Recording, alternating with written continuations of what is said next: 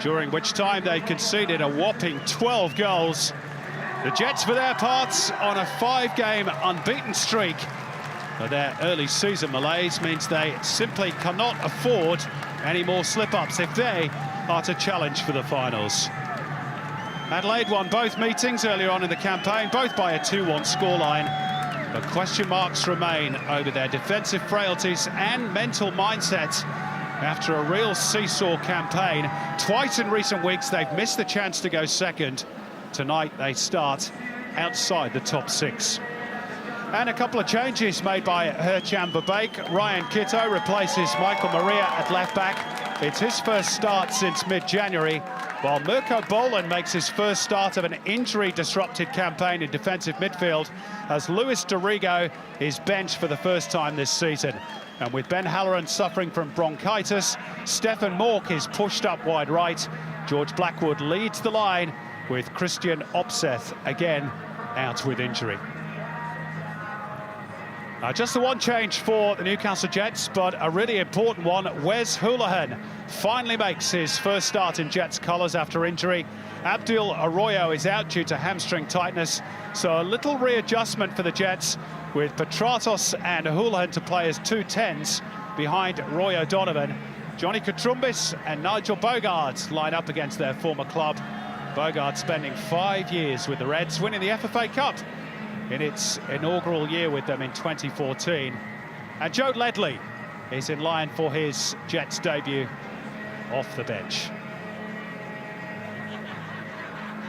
Well, Riley McGree's having a stellar campaign, 10 goals in 17 matches. Former Newcastle Jets player, of course, scorer of that infamous Scorpion kick goal during his time in the Hunter, looking to add to his tally for the Reds this evening.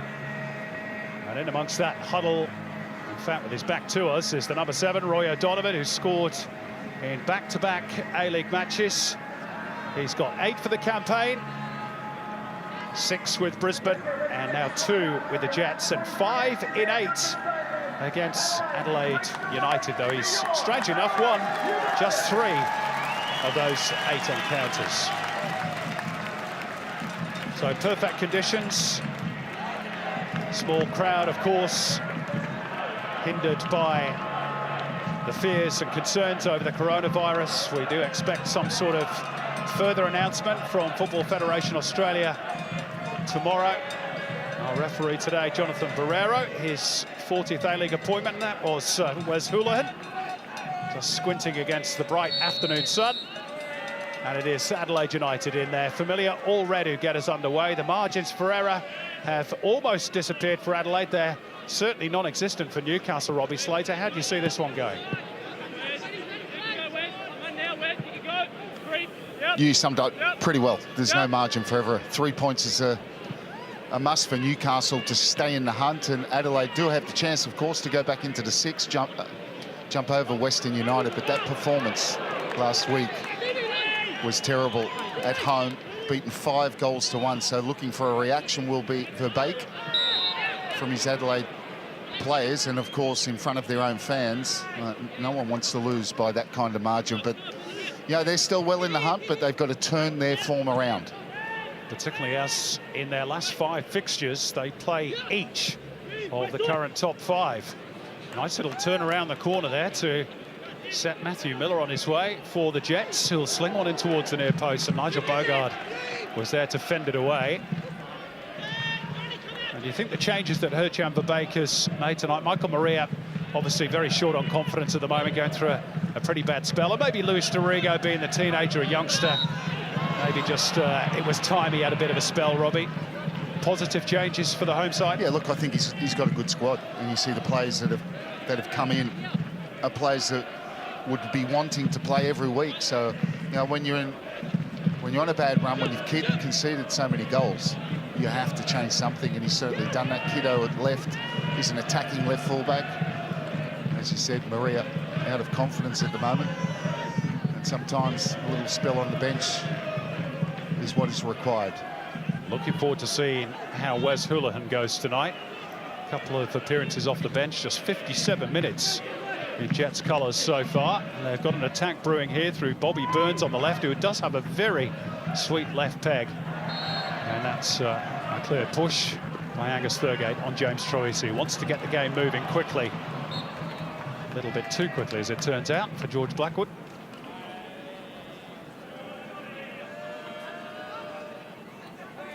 There is Carl Robinson, yet to taste defeat in his 3 official games in charge of the Jets, grabbing that maiden win against Perth last week after a couple of draws against the Wanderers and the Victory. And here goes Matthew Miller, angling in towards the penalty area, as is his wont. Play is spread by Petratos, slung in by Houlihan, and over the top by Miller, who continued his run into the penalty area. He's very useful in those attacking situations, Matthew Miller. Well, he's certainly great going forward, there's no doubt about it. And you talked about Carl Robinson. It's had a very positive start for Newcastle. And there they just pulled Adelaide all over the place at the back. Kiddo was central, allowing that space for Houlihan. You wouldn't want to give him too much room. And Petratos was just behind Miller, and I'm not sure whether he gave him a shout, but he was unmarked. Yeah, that will be a concern, no doubt, to Herchem Verbeek, given what's happened in the last 3 weeks. Got 5 on the jaw against Western Sydney, a couple against Melbourne Victory, and then 5 again on their home deck against Western United. And sometimes that sort of run and that sort of result, Robbie, can really play havoc with the mindset. It's a real shank off the boot of Paul Izzo. Awkward height for him, in fairness. Yeah, well, those sort of results, you talk about individual players being dropped, left on the bench, it's also the collective. And that's what you think Newcastle and Carl Robinson would have been talking quite a bit about this week. The team low on confidence. Nigel Bogart cleverly turning away from the onrushing Nikola Milojevic. They turned it over in midfield, Newcastle. Riley McGree looking for options. Here's Ryan Strain, who's just signed a new 2-year contract this week, which will keep him in South Australia for the next couple of campaigns.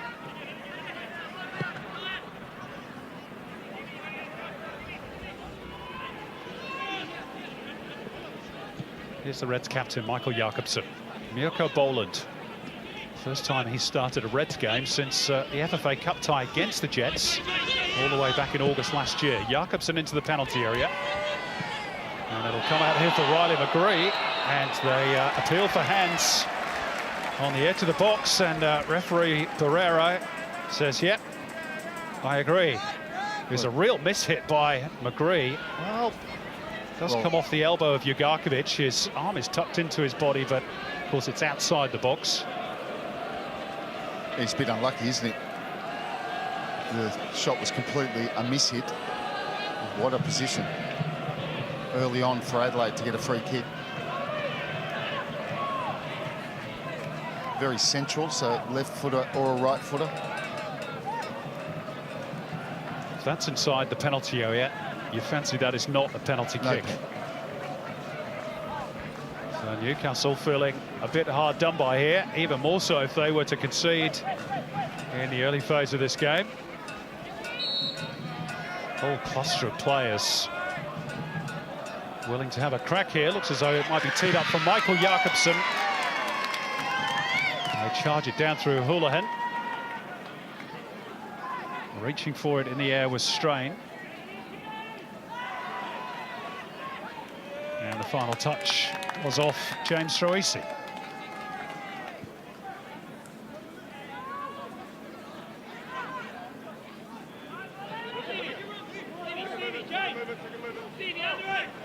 Adelaide are unbeaten in the last 6 meetings against the Newcastle Jets, and lost only one of the last 9 at this venue, Cooper Stadium. Really is a must-win for Newcastle if they're to keep alive their finals hopes. Not the best from Houlihan. Troisi just spraying it with the outside of the boots. There is the last 6 between the two. Blackwood worrying Bogart. It'll fall for Troisi. Little interchange with Blackwood, and they're building nicely here. Stefan Mork to try and hang it up to the back post. Away by Katrumbis. Chested down by Troisi. Stefan Mork in behind.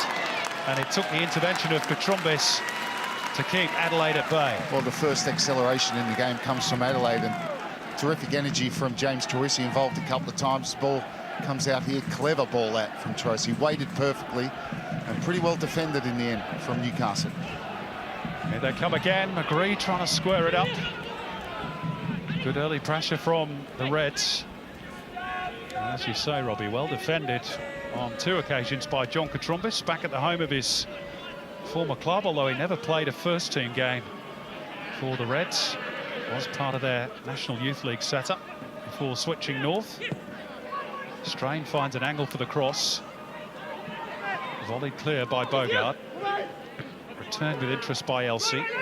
Chested down here by O'Donovan. And Demi Petratos almost back in the left fullback position. And that wasn't really his intention. And now he's got to be alive to the possibility from the throw. Hooked into the box by Mork. Matthew Miller should be able to clear it comfortably enough. Should being the operative word, he didn't. Now miscue off Blackwood. Kitto claiming a foul.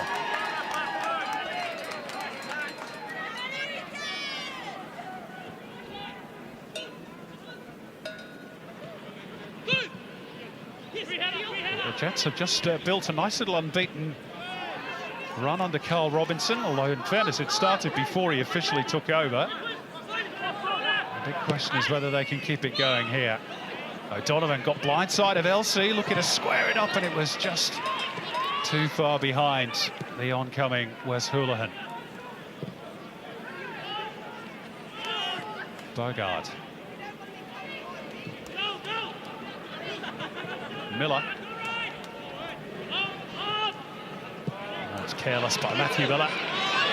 Might be made to pay here, Newcastle. It's Blackwood's. Miliusnic's pace might get him in behind Topless Stanley. They delayed a bit too long there, the Reds. Oh, he should have played him in. Miliusnic, you said it, he's got pace, should have played him. Kitto. And Bobby Burns acrobatically away. Picked up in the deep by Troisi. Slaloms away from Hoolahan. Kitto again in the wide position. Back they'll come through Jakobsen.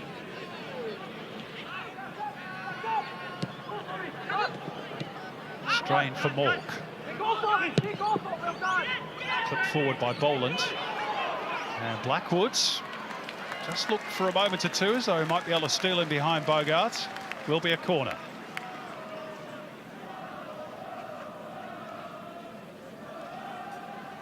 George Blackwood, the man for all positions this season for the Reds. Midfield, right wing, left wing, centre forward. He's played number 10 as well.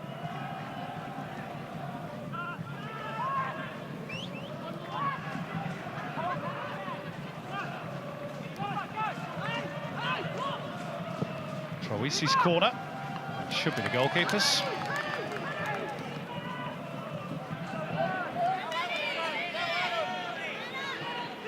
Miller with a chance to advance. Petratos. Back through Steven Ugarkovic. Not quite what Matthew Miller had in mind. He's had a good season though, isn't he, Steven Ugarkovic, by and large. 112th appearance for the Jets this afternoon, putting him just a couple behind Ben Kennedy in 7th place in the Jets all-time list. And how about that for consistency? Rarely gets injured, doesn't get suspended. 85 consecutive appearances.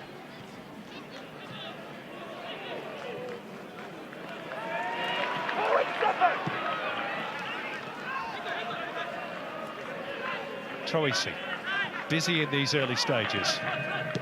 He's finding a lot of space, and that's a good sign for Adelaide. Switch of play from Strain. Jakobsen with room to advance into. The killer ball, which is what he was going for, was just a touch too strong for Blackwood.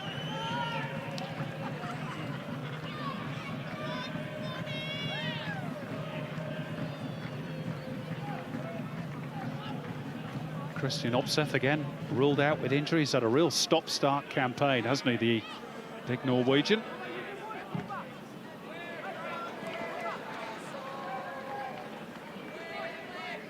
Ben Halloran still out through illness, although it's not the coronavirus. Adelaide have been at pains to stress that. He's got a touch of bronchitis. And they certainly miss his raids down the right. There's Herchan Verbeek, who's made his feelings pretty clear on the coronavirus this week, saying he prefers postponing the A-League rather than playing games behind closed doors. Guess we'll find out more over the coming hours and days.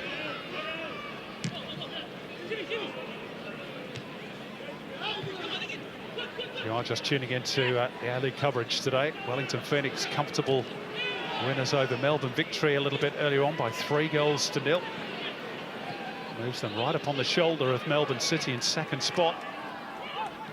Looked as though it might have come off the arm of Milosnic, but on we go. Yeah, Victory continuing their disappointing season, but what about Wellington? Absolutely on fire. And what we do know, Robbie, that'll be their last home game of the season, certainly in the current circumstances anyway. Katrumbis rather riskily back to Italiano, who scoops it away from danger.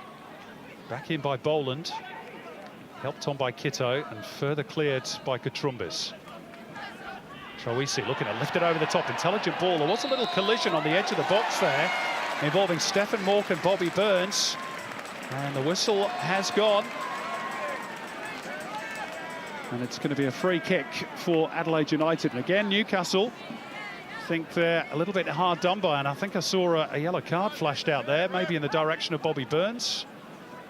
Yeah, little clip. Again, Troisi managing to find some space in between the lines, facing forward.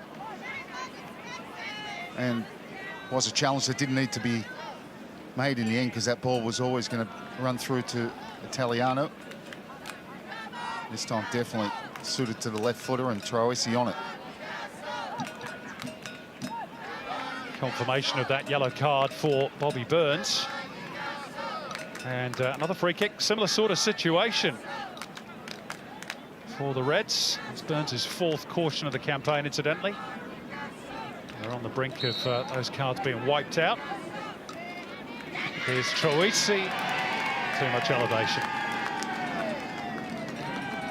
Yeah, it was never coming down in time, was it?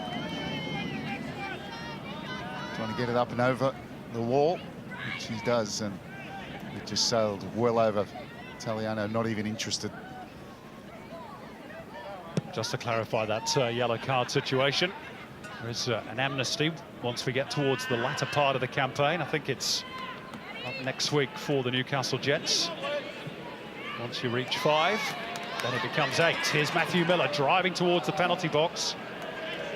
Not quite able to find Demi Petratos. No, but that's been there in this opening 15 minutes. They've been their best outlet down that right-hand side. They've had not much at all down the left that I can think of. But Matthew Miller is a great outlet on the right in the way he takes the ball. He's so positive with it. Didn't get the right outcome there.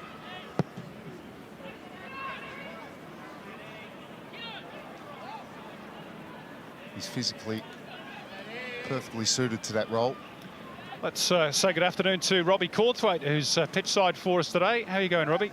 Yeah, doing well down here, gentlemen. It's an interesting point that Robbie just made, because Carl Robinson's been chatting in the ear of Bobby Burns and wants him to get a lot higher, wants to make Stefan Mork have to work both ways instead of looking to get him forward all the time, make Mork work back and defend as well. I think James Troisi's probably started the brightest in the midfield for either side. Plenty of energy, which was lacking last week.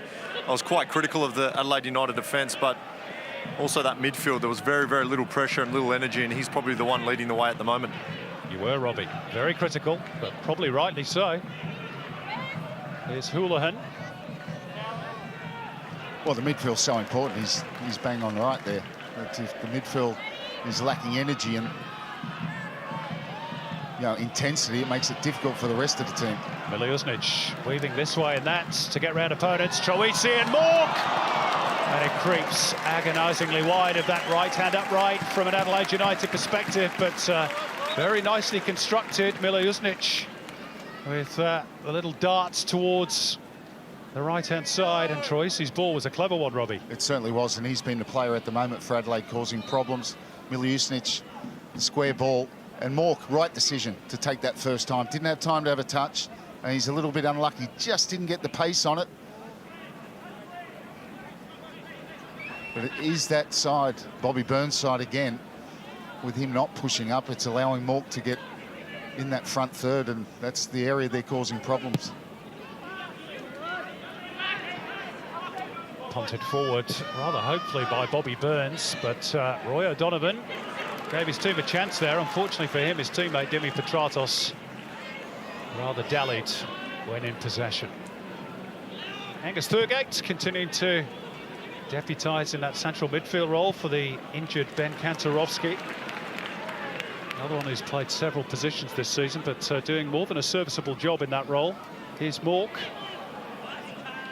Another example of Thurgate's work. Kid from Port Macquarie.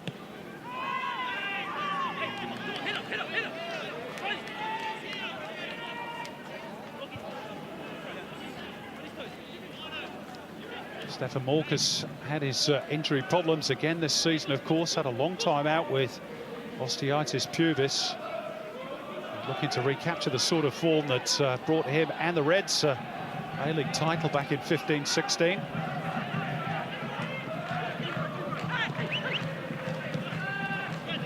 Look at that midfield area. They've got so much talent, along with McGree and Troisi. Not quite high enough from Troisi on that occasion. Houlihan having to work hard to retain possession of the ball. He's done well, the Irishman. Jabbed forward towards Petratos by Burns. And now with Miller, we'll look to maybe have a run at Ryan Kitto. Thought better of it. Thurgate having a stretch. They've turned it over rather carelessly, the Jets.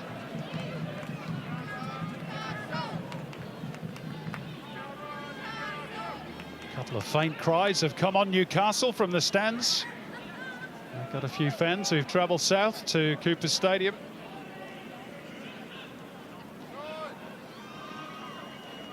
Miliusnic using Kitto as the decoy, but the cross, Robbie, is disappointing to say the least. Yeah, well, it's missed by a little bit. He cut inside.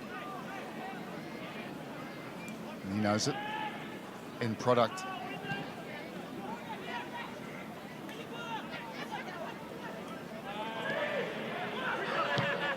Jets really haven't as yet been able to find their 2-10s, Petratos and Houlihan in good field position.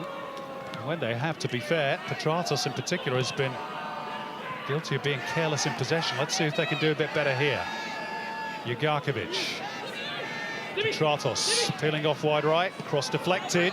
Here's Houlihan on the spin. Not quite able to find the angle to get the shot off.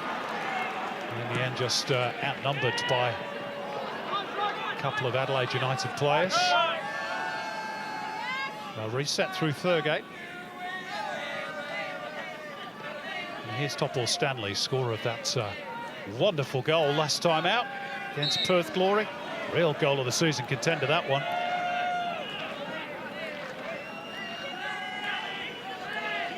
Doesn't score too many, but boy, that was some hit. And of course, they have had 15 days to prepare for this game. Had the bye last week after that win over Perth.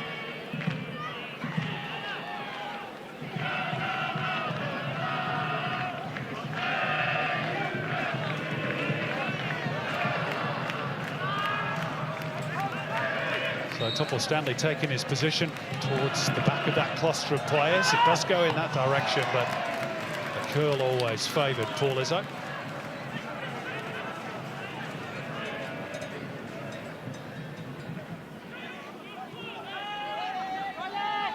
Here's Riley McGree.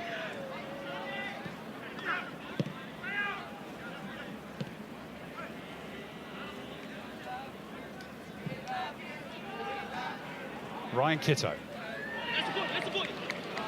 Miliusnic is quick, but blimey, need to be an Olympic sprinter to be able to chase that one down. Without a goal in his last 6 games now, Nikola Milouznic, although a seasonal tally of 5 does equal his best ever.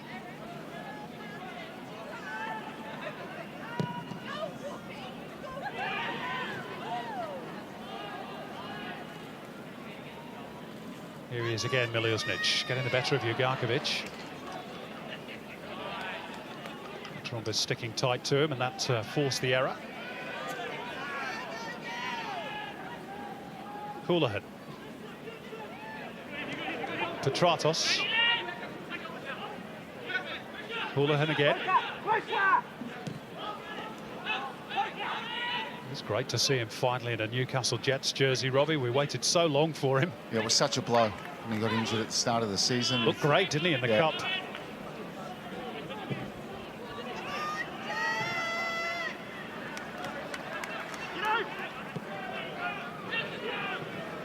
Played at Euro 2016, of course, for the Irish national team. Scored as well against Sweden.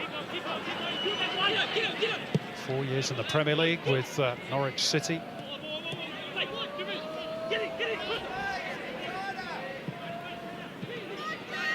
Yeah, in his time at Norwich City in the English Premier League, he was one of their very best players. Too high by Troisi for Mork. Spent many more years with Norwich than just the 4, but did have those 4 seasons in the English top flight. Quality player.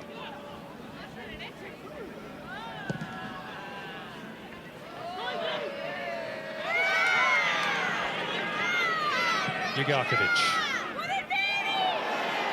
Crunching challenge by Topor Stanley. On we go. Kitto. Time to measure his cross. Finds Troisi. Might drop here for Blackwood. And he did get the shot off. He's picked up a bit of a whack for his troubles as well. But it's off target for the Reds. Lovely cushion ball from Troisi, just cushioning in the path, and he takes it on, and deflection gives him a corner, but that was good position. That was a decent chance. Blackwood just kicked the foot of his opponent as well on the way through, which clearly caused him some pain. There's the corner in towards the near post. Steered away by Jugarkovic. Good play in the first instance by Angus Thurgate. And that's a goal kick.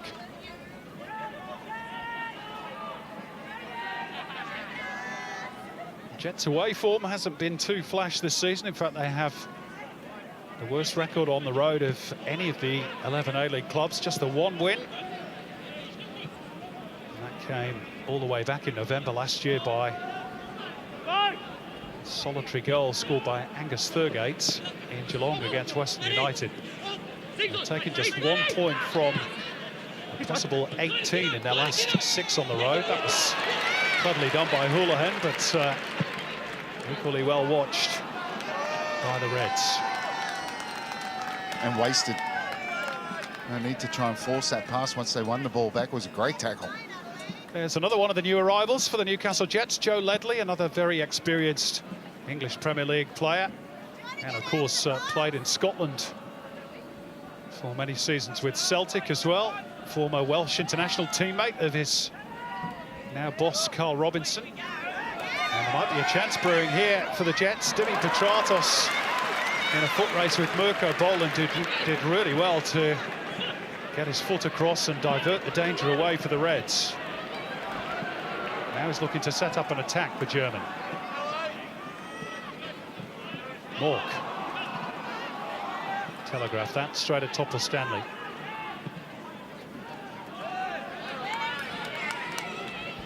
Interestingly, no Bernie Abini even on the bench tonight for Newcastle. Still finding his feet, perhaps, back in Australia.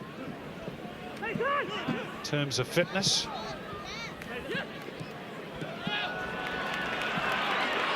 Driving through midfield is Riley McGree. Has Mork alongside.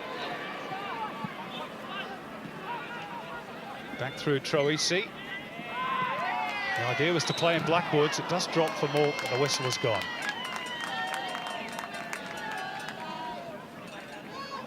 Just on Newcastle, Robbie, you do sense that those new signings, I don't know whether they've come a bit too late in the season, but they've certainly given the Jets a bit of a lift, haven't they? No doubt about it. You can include Roy O'Donovan in that as well, of course. It was a very good pickup. Of course, well known to Newcastle fans. Getting him back on the park as well, along with those new signings, certainly gives the group a lift. And that's been evident in their performances. Error by Katrumbis, and then subsequently wasted by Blackwood. Decent control there. His next touch was a strike.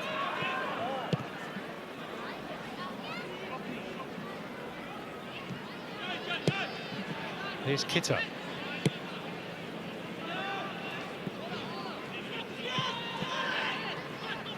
Boland. Straight onto the head of Topper Stanley. Tratos riding the challenge of Troisi. Finding Houlihan in space. Oh, O'Donovan coming back from an offside position, but he is on. Must have arced his run perfectly. It's Roy O'Donovan. And it took a deflection. It's going to be a corner. They feel that deflection came off the arm. Let's have another look, Robbie. Yeah, the first thing is he did arch his run perfectly. Cuts inside. You can't really tell from that angle, but they were all pretty sure that it struck the arm. Well, if it does, then VAR may get involved here. It's tucked into his body.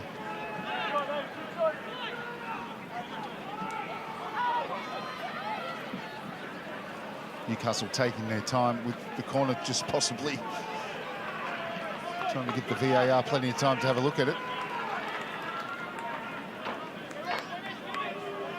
And nothing forthcoming for them as yet. They work it short. And back to Steven Ugarkovic, who fires it into the penalty area. Cannoned away off Kitto, I think. Miller. Really no room for manoeuvre. And a throw-in is about the best outcome he could hope for.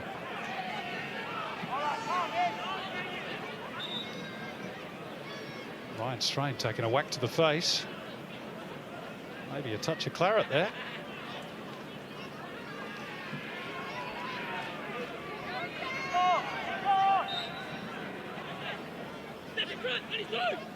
Maybe the trailing arm of Matthew Miller. Bobby Burns was actually standing on the pitch when he took that throw. He's clearly been fouled by Boland. And by the sound of the crowd, he's got it, picked himself up a yellow card. Yeah, it's very clumsy, isn't it? And the home fans think it's soft. Jonathan Barrera disagrees.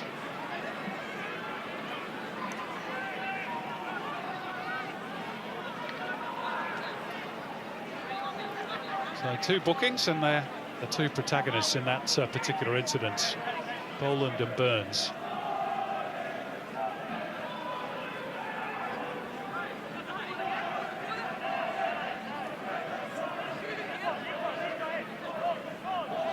So Bogard and Topper Stanley, perhaps potential targets for Petratis' free kick. Oh, and it might drop here for Matthew Miller, but Paul Izzo drops gratefully on the ball. Well, it was a very good ball in, and basically no one attacked it. Defending team, neither. The attacking team.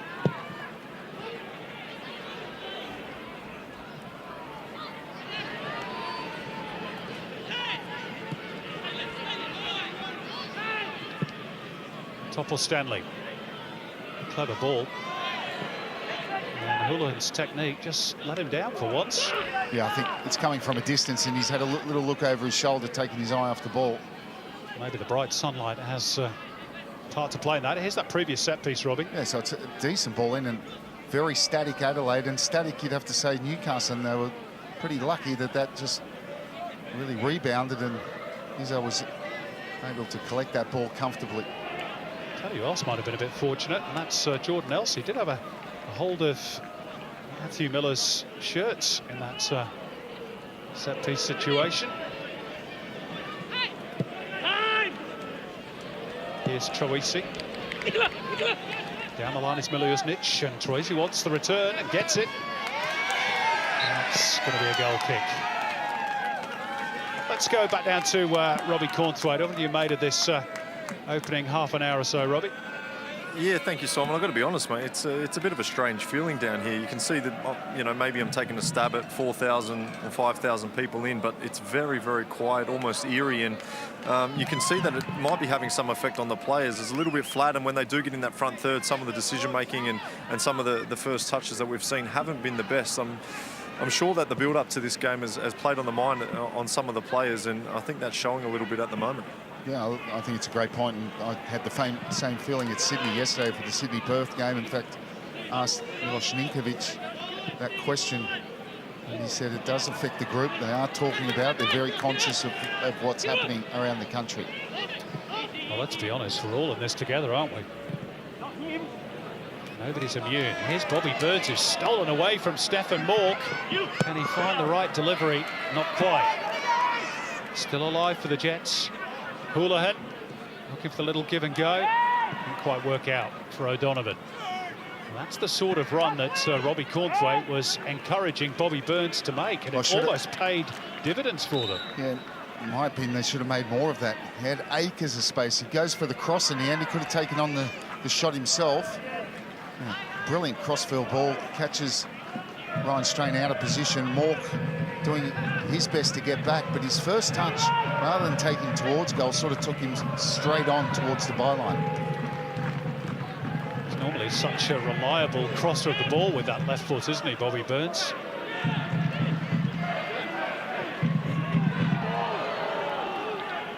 Real scrap for possession on the near touchline. Yeah, and that's what it's been. I think the first 15 minutes, maybe a little bit more than that, Troisi was dictating the game and with energy and finding a lot of space, and the next 15 minutes or so has been a little bit scrappy.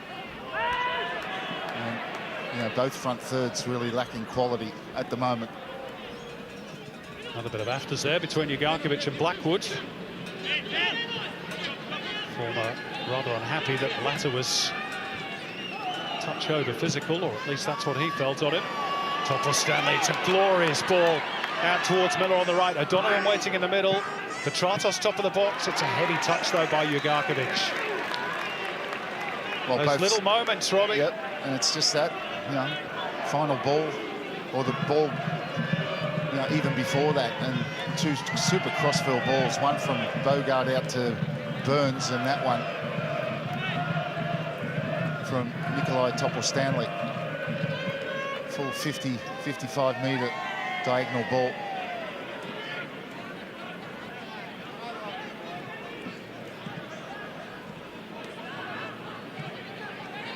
You see Mork's position there, almost on top of Ryan Strain. His position, he was a lot further forward in that first 15, 16, 17 minutes.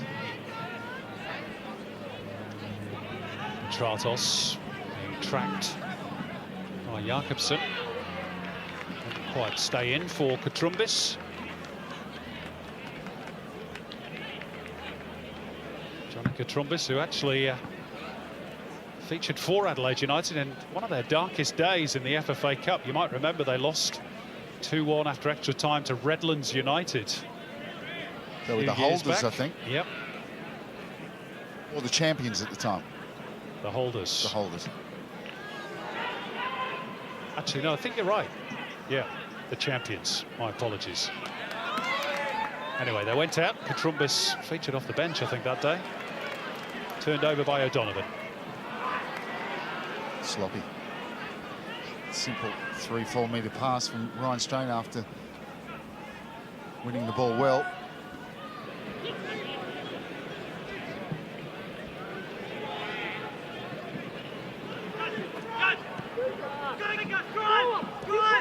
Fergate.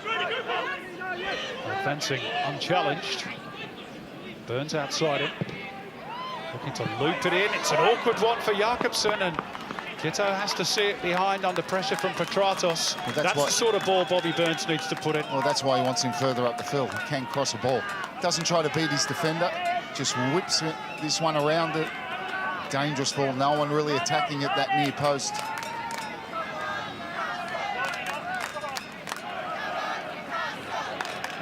Another corner for the Jets. Petratos to take. Towards Katrumbis, got a touch on it. Might drop here for O'Donovan. It was like pinball for a couple of seconds in there before eventually Blackwood got it out.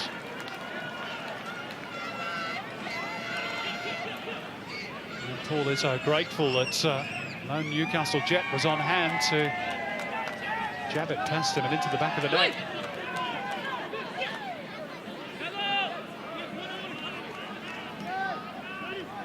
That's a spell for Carl Robinson's team. Burns losing out though to Troisi. Noland. Nice release for Milosnic. Looking to attack Katrumbis. Waiting for Kitto to arrive. Building nicely here, the Reds. Blackwood at the target. Steered away for now by Topless Stanley.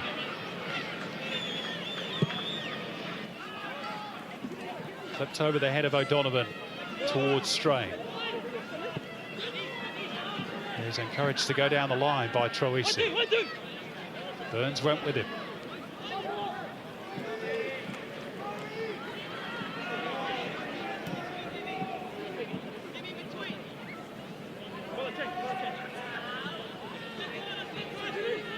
Win or a draw for the Reds today will take them back into the top 6.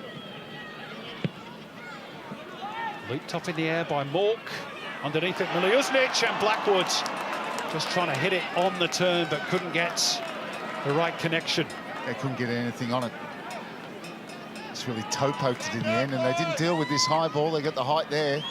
Bogard, Milosnic using his body just to check Bogard. That's why it falls at Blackwood's feet, but he had to stretch as well.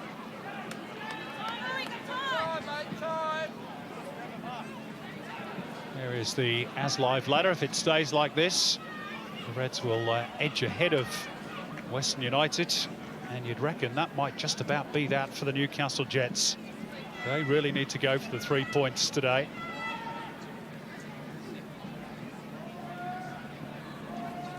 Even though they have played a game less than those two teams we were talking about, Adelaide and Western United. Still a long way back.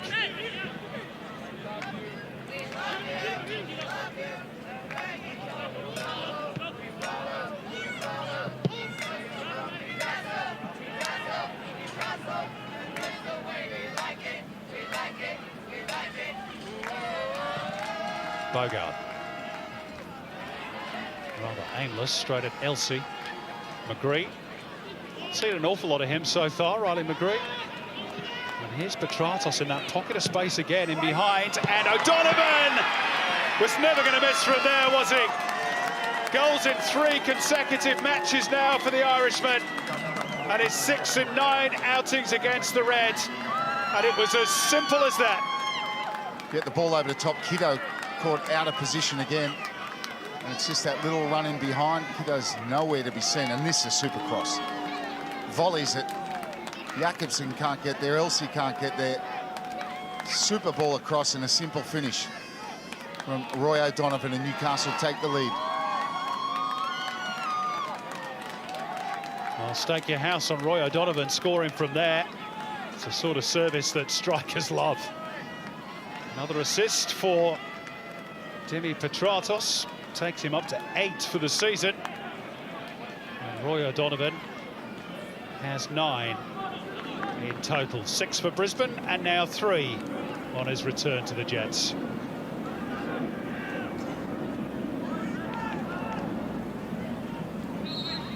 And Adelaide cop another sucker punch defensively, Robbie. Yeah, well, wasn't a great goal defensively, and you need one of your centre halves there, because O'Donovan's he's gambled because he couldn't make a run to the near post, so he's just gambled and gone around the back. And there was 2 there, and no one covered that near post area. That should have been a simple clearance for one of those defenders, but credit Petratos, who picked up that there was no one there and volleyed it right across the face of goal. Super ball. Does have a tremendous scoring record, Roy O'Donovan, in the A-League. That's now 48 goals in 97 matches in the competition. He's chasing down a seasonal best tally in the A-League. Hit 11 on 2 previous occasions. Just too short of that now. Columbus preventing the corner. In front of that small knot of Jets supporters, who are the happiest people inside Cooper Stadium at the moment. Some of them got the Hawaiian shirts on. There they are, having a bit of fun. Weekend away in the city of churches.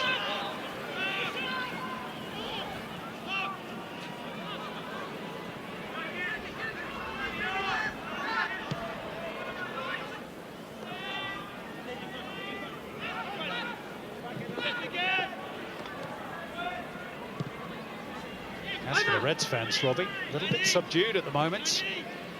They've been here before in recent weeks. Yeah, at the back of their minds is obviously what happened last week. Just conceding too many goals. And, you know, they haven't really played with that tempo or intensity. Probably the first 15 minutes, as I already said, but after that, it's been... It very much looked like a side down on confidence. Could they potentially miss the finals? They've missed only one in the last 7 seasons. Here's McGree trying to lift the mood. Good sliding challenge from Steven Jugarkovic at the expense of a corner.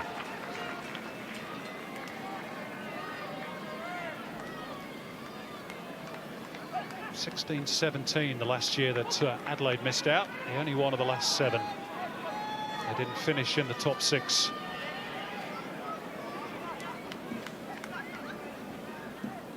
Chance maybe to square the ledger here. Troisi's corner, helped away by Bogard.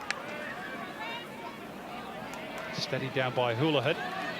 It's an intelligent ball by Nigel Bogard. And Johnny Katrumbis finds himself in almost nosebleed territory. Oh, dear me, what was Jordan Elsey doing there? Cannoned it straight into his own teammate Ryan Strain, who didn't have an earthly of controlling that. Here's Burns. Too far in advance of Jugarkovic. Sort of symptomatic of the lack of confidence they have in that area of the park at the moment. That was a great example of it. But he had everything in front of him. You could see the whole picture, so he just panicked. Blackwood. Italiano looked confident, but it was always going to drift wide of that right-hand upright. Oh, it was a mishit cross from George Blackwood. But another big half-time team talk coming up for Hertjan Verbeek.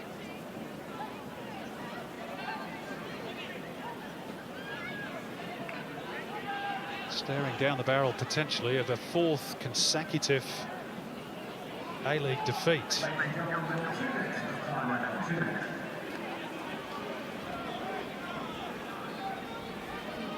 Carl Robinson pretty happy with life at the moment, not just in Adelaide today, but in Australia in general, with the way that they've responded to his appointment.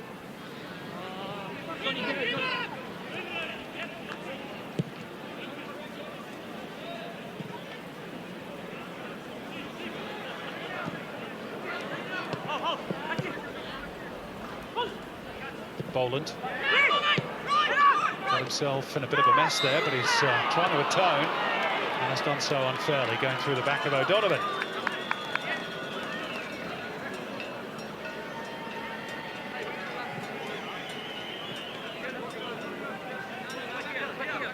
Maybe a push by Mork, in fairness. yeah, if you think they've got themselves into good positions enough time, Adelaide, but they need more out of their front players, there's no doubt. And Troisi's been the pick, but not enough from Miliusnic, Blackwood, or Stefan Mork, really, and I'd put Riley McGree probably in that same cluster of players. Been quiet, hasn't he, by his standards. Houlihan taking evasive action. Blackwood waiting for the angle to present itself to fire it out towards Miliusnic, who's now in a tight spot. Maybe time for just one more attack if the Reds are capable of constructing it. Bogard too strong for McGree. Touched around the corner by Thurgate. Jugarkovic. Forward will come the Jets. Great ball, nicely off the outside of the boot by Ugarkovic. Here's Miller. 4 in the box for the Jets. Oh, and Izzo chose to use his fists. And that will do us for a first half that is another frustrating one for Adelaide United. Few boos ringing out around Cooper Stadium. Roy O'Donovan with the crucial moment. It came with just 5 minutes of the half remaining. Adelaide left space for Dimi Petratus to exploit on the right. And O'Donovan really couldn't miss at the top of the 6-yard box. At the other end, a couple of half chances for George Blackwood. But the Reds in a bit of a pickle once more at home. They trail Newcastle at the interval by 1-0. Let's join Robbie Cornthwaite. Thank you, Simon. I'm joined by Nikolai Topper-Stanley. Nikolai, a bit of a strange atmosphere as the away side. Do you think that maybe played into your hands a little bit? Haven't really noticed it much. I've got far better things to worry about in my old age, but yeah, look, it's happy to go at 1-0 the break. Obviously a must-win game for you guys. 1-0 up. How do you approach the second half? Go for that second, or do you think maybe sit back a little bit? No, we have to. We have to be aggressive. We have to keep on the front foot and play our stuff. All the best in the second half. Cheers, thank you. I'm joined by Adelaide United's George Blackwood as well. George, fairly even in the first half. It looked as though you guys were maybe lacking a bit of energy in that front third. Yeah, I think so. I think the final ball a couple of times was a little bit off. I think there's a lot of positives. We're pressing well and we're winning the ball high a lot. So if we keep doing that, I think we'll get some chances in the second half. Where do you think the spark's going to come from in the second half? Obviously, the season is slipping away. Yeah, I think we just got to keep going. I think we need to be patient and we'll get the chances and we'll score. I think it's important we don't concede any more goals for the rest of the game as well. Thanks, George. All the best. Cheers, man. Yeah, huge 45 coming up in the second half for Adelaide United. They've desperately got to try and turn things around. Otherwise, they'll spend another week outside the top 6. But it's those fans in the Hawaiian shirts and the Newcastle Jet scarves who are happiest at the moment. We're off to a quick break. On the other side of it, myself and Robbie Slater will review all the first half action. Don't go away.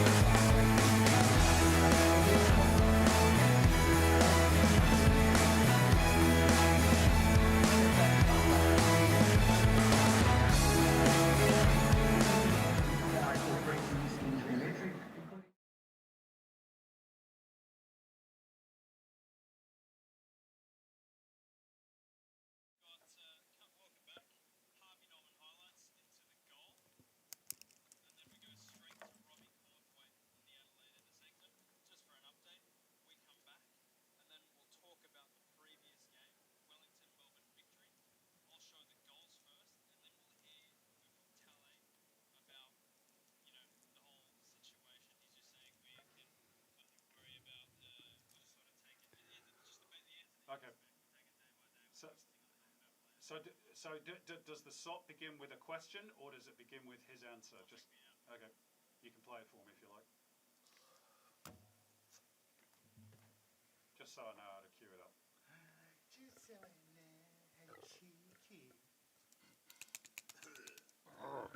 So. Where's the bloody toilet? Cross your legs. George Blackwood. Okay. Is it Jason Pine or Harry? Okay.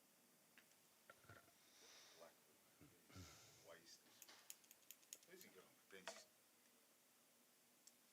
Not much. Not much. Yengi, Toure. I'll be throwing Toure out. Chuck him on. What's the point, Blackwood, mate? He doesn't even...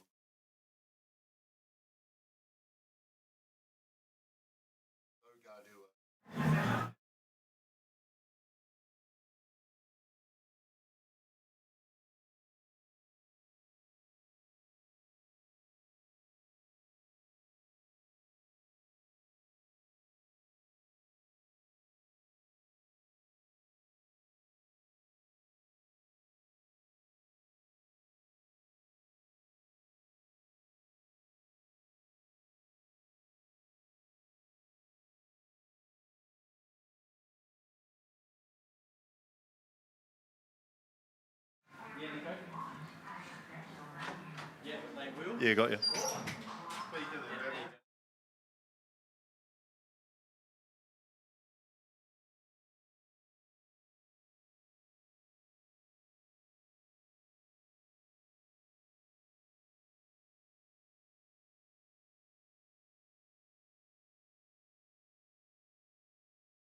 But there's not much anyone can do but just be pragmatic about it. Is that the approach now you're taking for the players? Well, for me, it's the health and safety of my players and my staff, so that's the most important thing. Look, I don't know what's happening at this stage. Everything's a little bit up in the air, but for me the most important thing is common sense and the safety of my players and staff.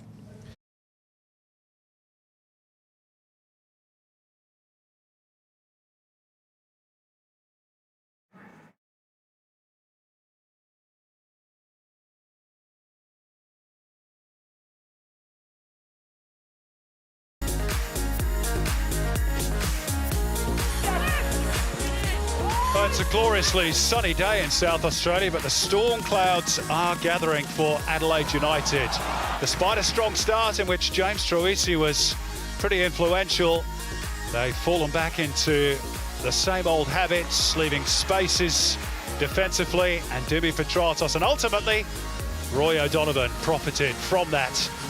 And that's why at the break, they're the happiest people inside Cooper Stadium. Newcastle Jets leading Adelaide United by 1-0. Bit to chew on then for those Adelaide fans, so their half-time hot chips and drinks. Can their team turn it around and prevent what would be a 4th consecutive A-League defeat? Well, let's have a look at the Harvey Norman half-time highlights, Robbie Slater, which is the goal from Roy O'Donovan. Same old story for the Reds. Yeah, catch Kiddo out of position. Jakobsen had to go out there, but he arrives too late, and Elsie doesn't cover that near post area. Take nothing away from the cross or the finish. It's a good finish. The little ball over the top.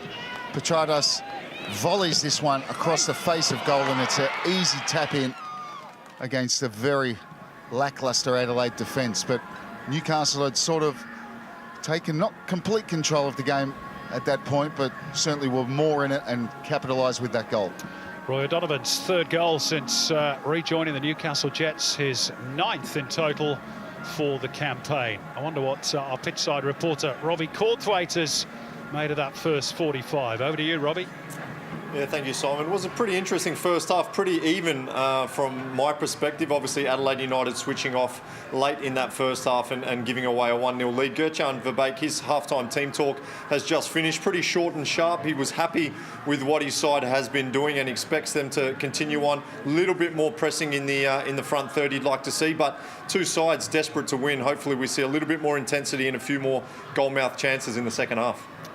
Thanks very much indeed, Robbie. Of course, this is the second A-League game of the day. Earlier on, across the ditch, Wellington Phoenix entertained Melbourne Victory, Robbie Slater, and the Victory's slight finals hopes, as minimal as they were, are probably over after a 3-0 thumping at the hands of the Knicks, who continue to impress this season. Yeah, one of the stories of the season has been Ufuk Talay and his band of merry men, and of course this guy, Davila, has been absolutely outstanding, and Wellington put on a show here. They could have won by more. That's a clever header from Hooper. A back header just helps it on, and they got their 3rd in the second half. Ball with an individual effort. Look how it comes inside here and curls this one away from Lawrence Thomas, and a superb performance from Wellington. 4th straight win for the Knicks, and they move up to the shoulders of Melbourne City in 2nd spot on the A-League ladder. Whether they will be able to continue, whether all of us will be able to continue in the A-League, of course, is the big question to be answered over the next few hours and coming days. And the Wellington Phoenix, of course, have the biggest problem of all, with those travel restrictions being put in place by Prime Minister Jacinta Ardern. Let's hear now the thoughts of the Wellington Phoenix coach Ufuk Talay, who is with Harry Nata. There's a lot of controversy around what's going to happen next, but there's not much anyone can do but just be pragmatic about it. Is that the approach now you're taking for the players? Well, for me, the most important thing is the health and safety of my players and my staff, so that's the most important thing. Look, I don't know what's happening at this stage. Everything's a little bit up in the air, but for me, the most important thing is common sense and the safety of my players and staff. That's the thoughts of Ufuk Talay, and really, we're just all in the dark, aren't we, Robbie Slater, really, with regards to the coronavirus, whether games will be played behind closed doors or whether the league will be postponed and will come back at a later date. Just nobody knows. It's a really worrying situation for everybody, not just in sport. Yeah, it's like, yeah, look, it's like being in limbo, and everyone's affected. right across the world, and it's, you know, obviously our restrictions are ramping up now, and they already have in New Zealand, and yeah, you have to worry looking forward, but you know, you worry about health first and foremost, but also we know that in times of difficulty, sport can be a great outlet, so we won't even have that if things continue the way they are. Well, sport is the outlet for today, at least for the supporters inside the ground at Cooper Stadium. We're off for another quick break. On the other side of it, we'll have the second half of Adelaide United and the Newcastle Jets. Stay with us.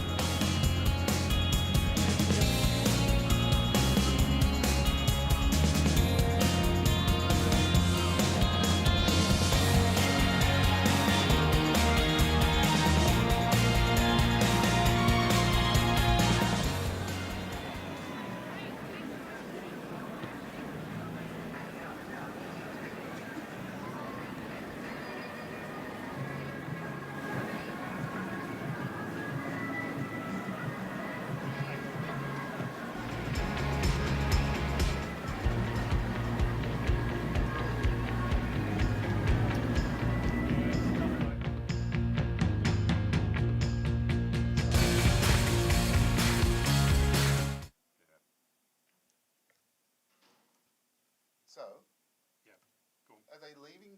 So we didn't. I wonder if they asked him were they leaving tonight. Well, that's what I've been trying to find out. Look, unofficially, I know that Victory are on a private jet. Yeah, I know. But I can't say it because I haven't got confirmation.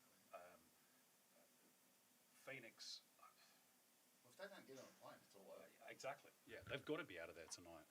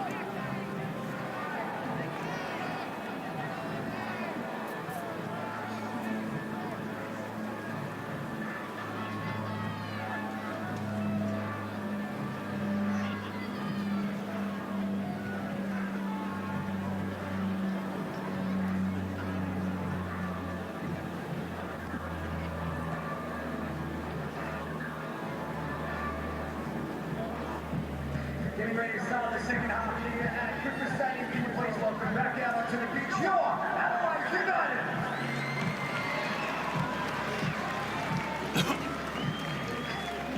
Can you please welcome back Newcastle.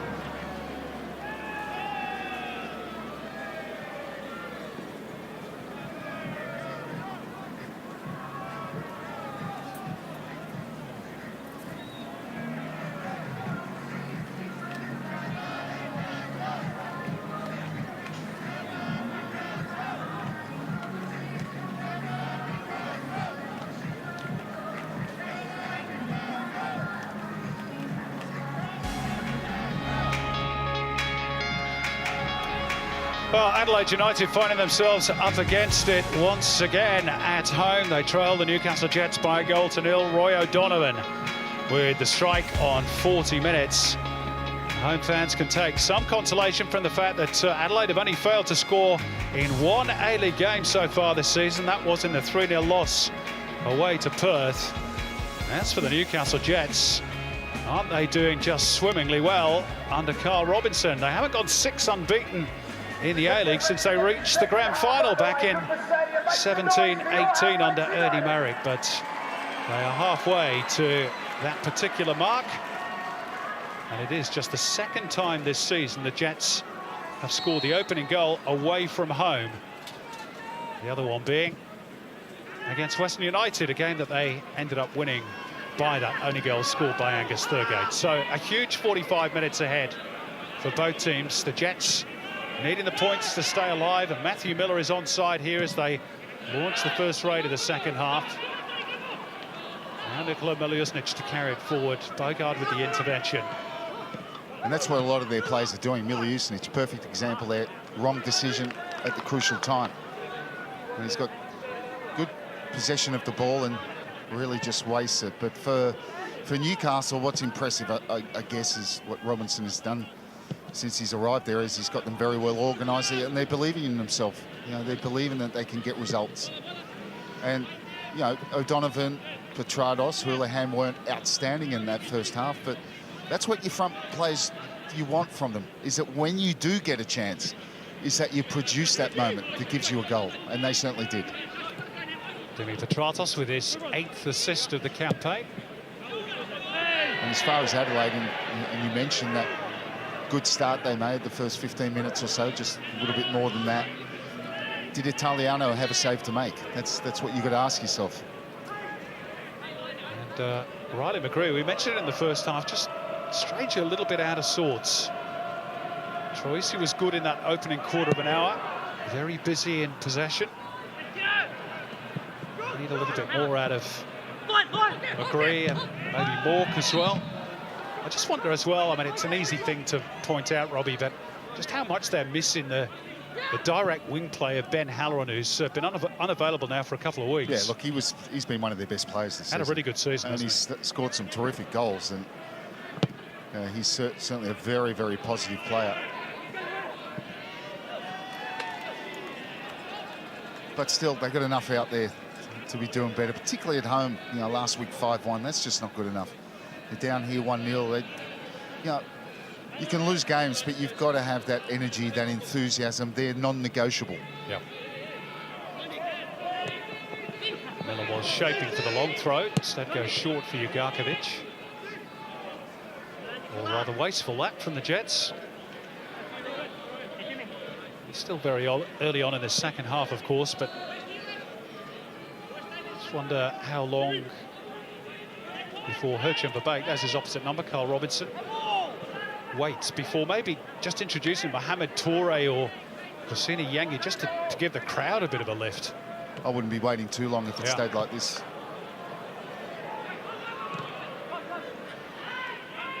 Scooped away by Burns. One back by Boland. Fired out by Elsie, inaccurately so, as it turns out, towards Stefan Mork.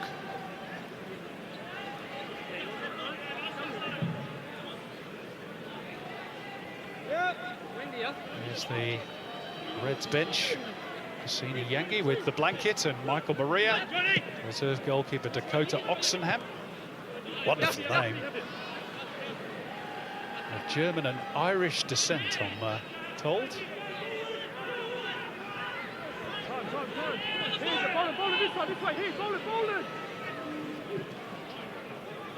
Pinned up by Boland and Miljusnic, decent use of the body. And Bogard has to see it behind. In fact, had already gone behind for a goal kick. But Italiano maybe just looked as though he's going to get in a little spot of bother there. Had his troubles against Nikola Miljusnic, of course, in the FFA Cup. Got himself sent off that night for a rash challenge on Miljusnic. As Adelaide went through and ultimately, of course, defended their trophy.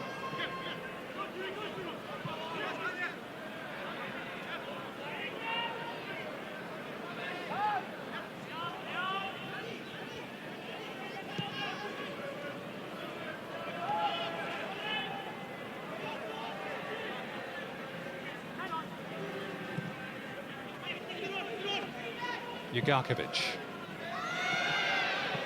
There's a little collision off the ball involving Jakobsen and O'Donovan.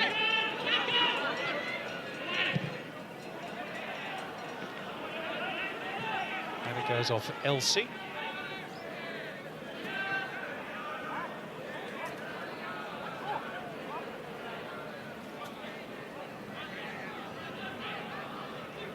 Adelaide's next couple of games, really tough.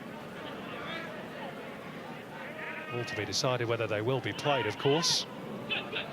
But assuming the fixture list continues, they travel next to Melbourne City and then away to Wellington Phoenix. Not that they will play in New Zealand, of course. I think that much is certain. And then it's Sydney at home. Put forward for the run of Matthew Miller here, who steals it behind and lobs it over the top of Paul Izzo.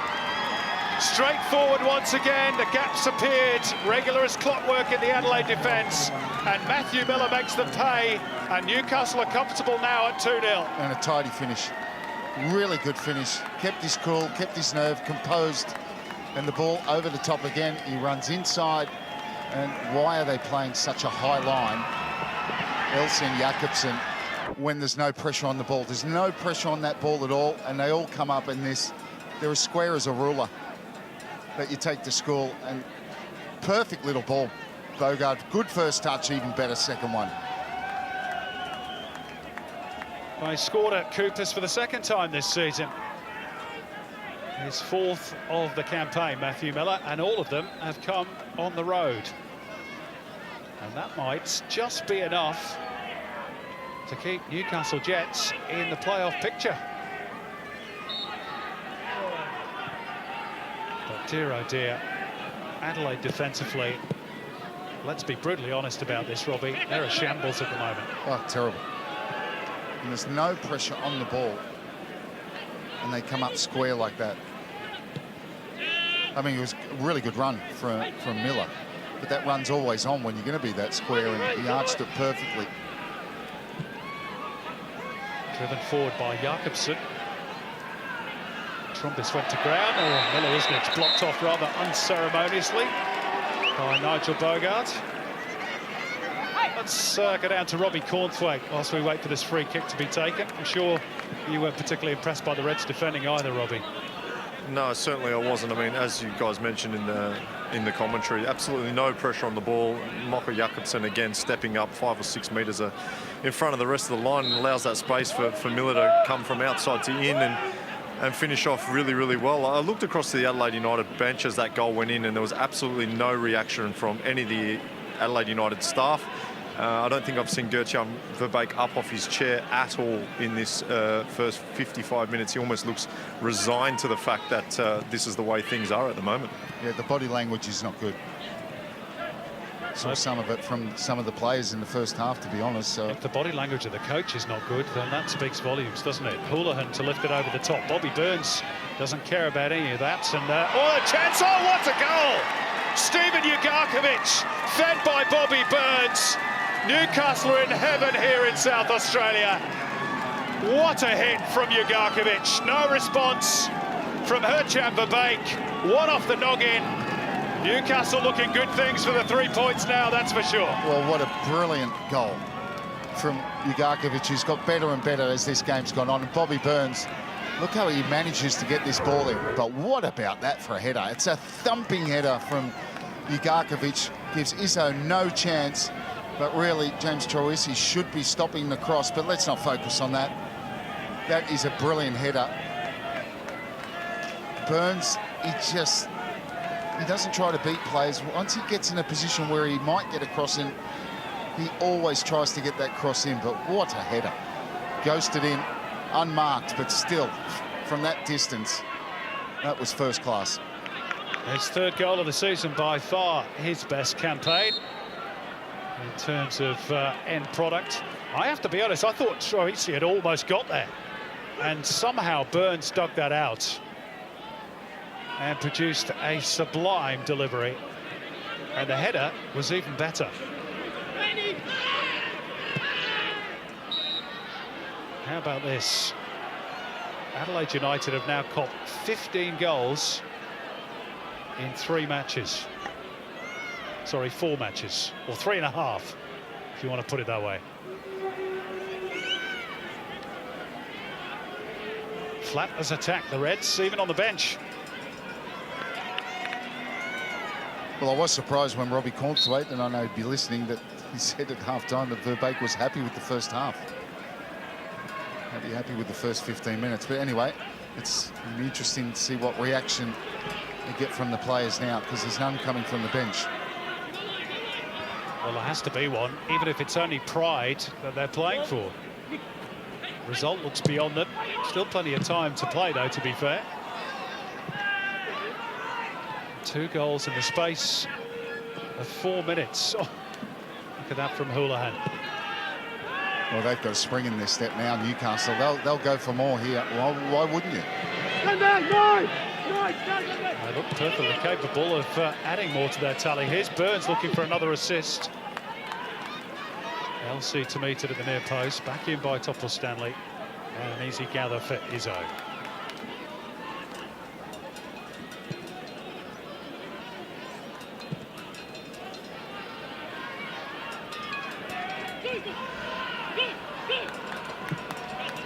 The game has just got away from the Reds, Robbie, in the space of those 3 or 4 minutes. And they're all, the players are starting to point at each other, and the fans are starting to make their feelings known as well.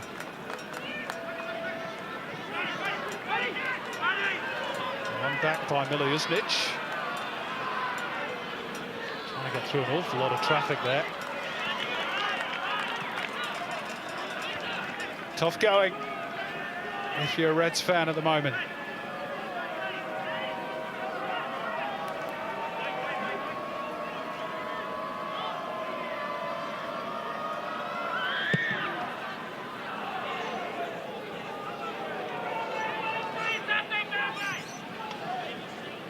Intervention by Thurgates off the head of Strain, and then McGree has had one of the quietest afternoons I can remember from him in a long time. Miliusnic.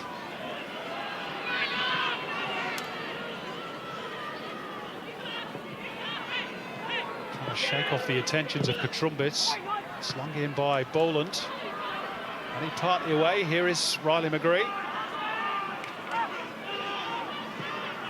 If ever they needed a bit of spark from a player like him, it's now. And listen to the boos ringing out. Well, it's completely understandable. 8 goals now in the last 2 home games. 5 against Western United, now 3 down with a long way to go against Newcastle. That's just an aimless ball forward by Elsie. Well, the performance is aimless. Let's be brutally honest. All music to the ears of Carl Robinson and the Newcastle Jets fans. That's to take nothing away from them. If you look at them pressing now, it's one-off. You see Blackwood pressing, ball goes out to Topol-Stanley, no one's pressing there.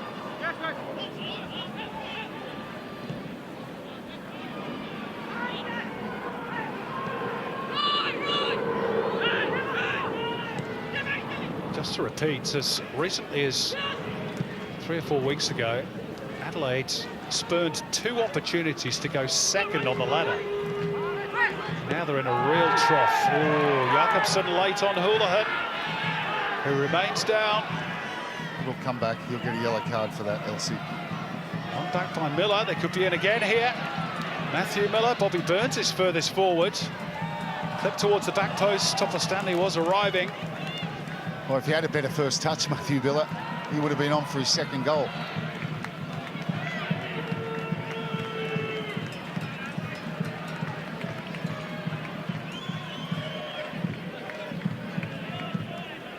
Wes Houlihan back up and about, which is good to see. Was it Jakobsen offering the hand of friendship? I thought it was Elsie, so apologies to Elsie if it was Jakobsen.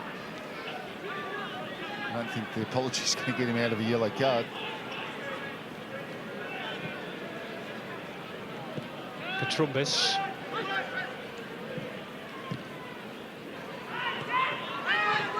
Houlihan.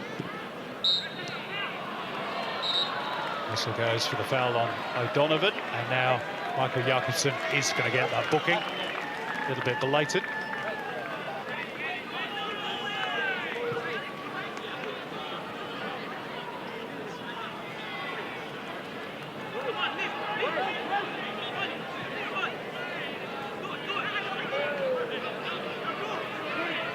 4th caution of the season.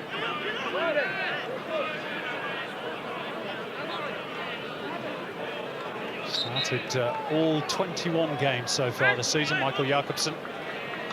Part of the defence that has quite literally crumbled in recent weeks.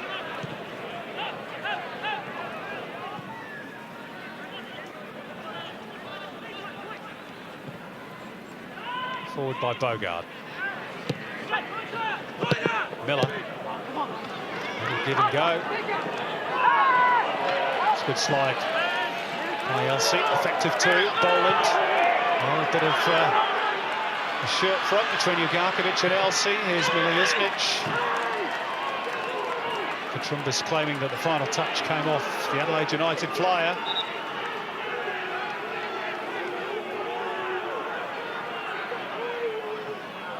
That's what caused a little contretemps between Elsie and Ugarkovic.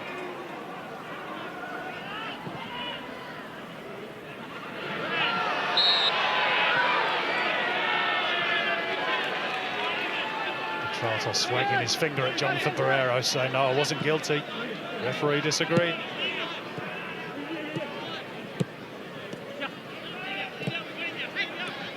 At least Adelaide showing a little bit of fight last few minutes. Kitto. Now they need a bit of quality. Miliusnic. That's a second go at it. Petrumbis with the intervention. Donovan had little option but to head back into the traffic. Did well to keep it in, didn't he? Yep. Triple change. Not often we see that in the A-League. Blackwood stretching for that one. He might be one of those to make way.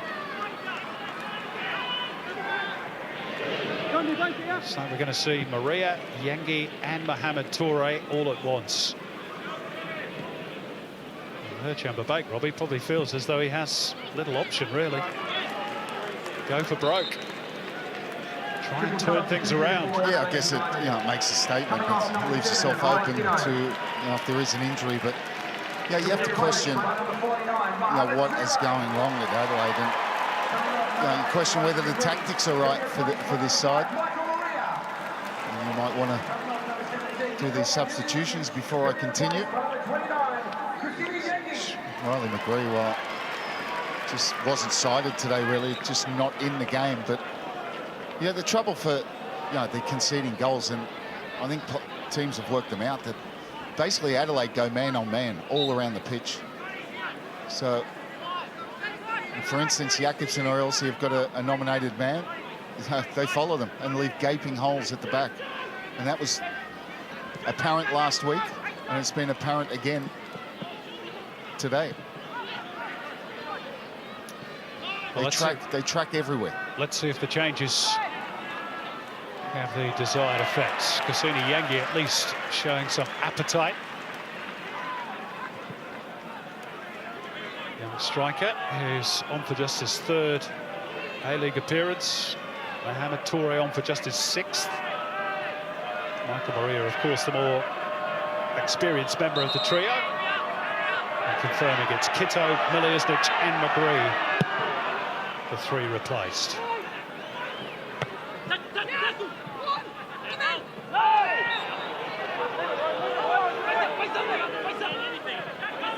Jakobsen felt that was a bit soft on O'Donovan.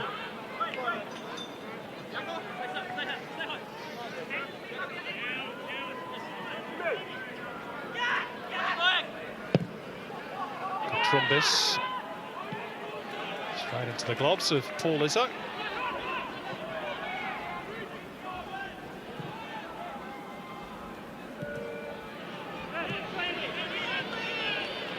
Ryan Stray. Mork. Now Mohamed Toure, a little ripple of excitement around Coopers. In towards Yengo, that should have been 3-1. Still might be. Michael Maria driving for goal with the right foot, and he's horribly shanked that one. He certainly did, but it should have been a goal. I know he's just come on, but what a burst of pace and power there. Great ball. I mean, it's almost impossible to defend against a ball like that. And Maria definitely shooting. Certainly won't... Yeah, that was a clearance. Yeah.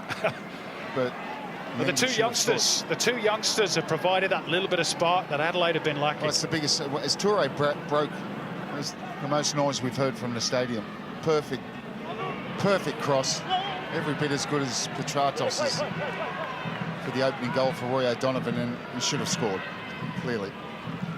The only thing, as you rightly pointed out, he is fresh to the game. Timing perhaps just a little bit off. Actually seemed to go over the top of the ball. Yeah, he was there. Something for the Reds fans to get excited about at last is Elsie. Clearing a header from Katrumbas. Retrieved by Blackwood. Now playing in that number 10 role.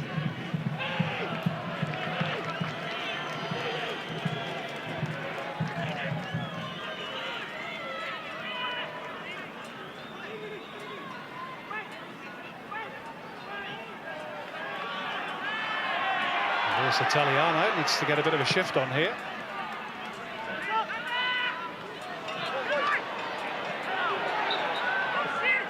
Entrenchment by O'Donovan on Jakobsen. They've had quite a battle, those two.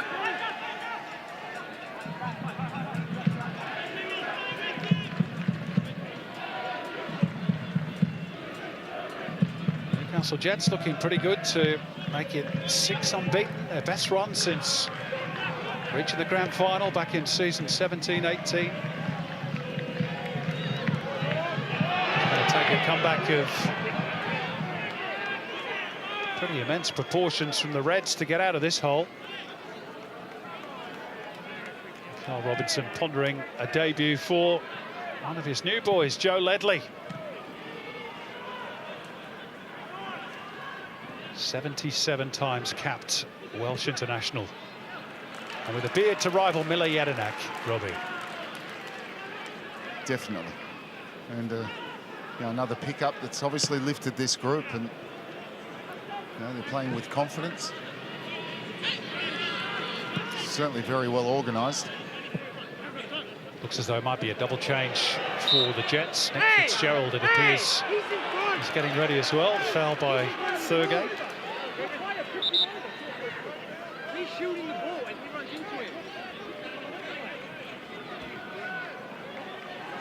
Or at least that's the way it appeared. Coming off number 32, Angus Thurgate. He'll be replaced by number 11, Nick Fitzgerald. And coming off number 8, Wesley Houlihan. He'll be replaced by number 17, Joseph Ledley.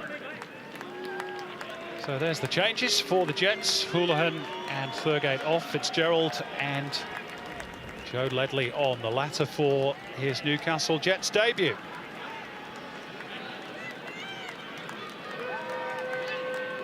Make of Wes Houlihan's starting debut, Robbie, for the Jets. There's his replacement, Joe Ledley, 33 years of age. Has been training with Newport County to keep himself fit after his spell at Charlton ended. Yeah, on Houlihan, definitely you can see his quality. No doubt, and he got better and better as the game went on, so...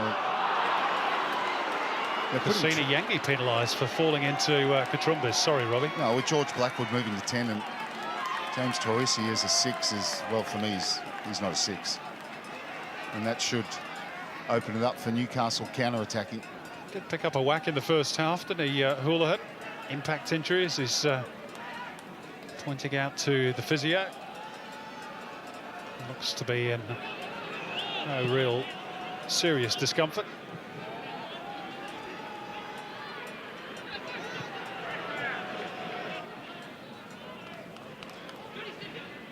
What a turnaround for the Jets campaign.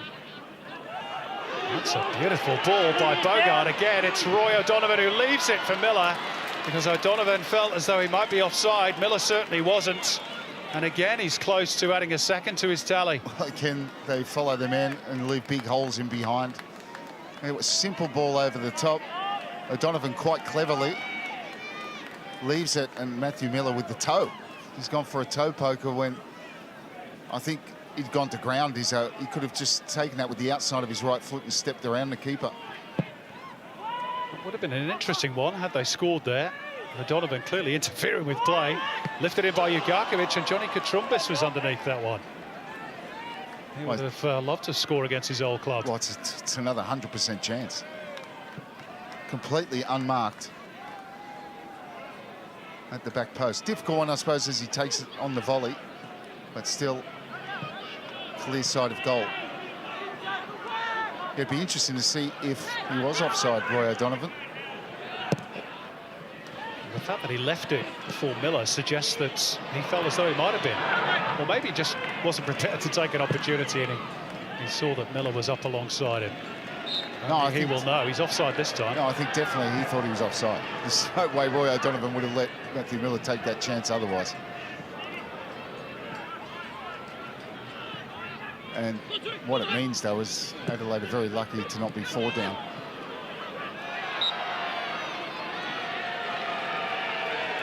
Free kick Reds.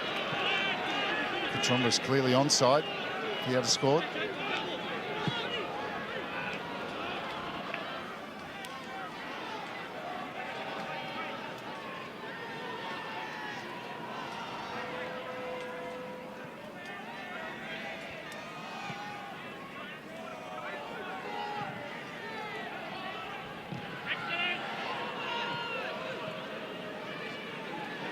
Here's Petratos trying to steer it in behind the fullback.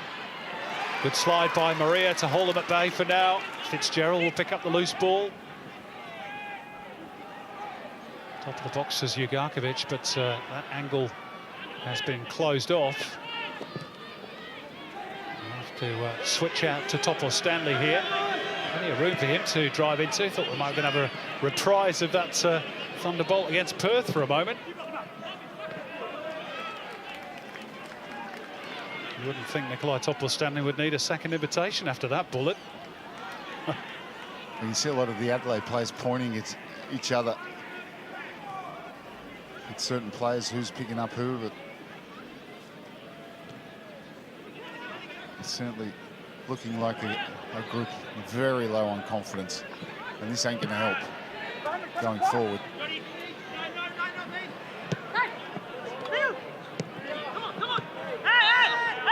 Maria was pretty strong on Miller. There's no whistle.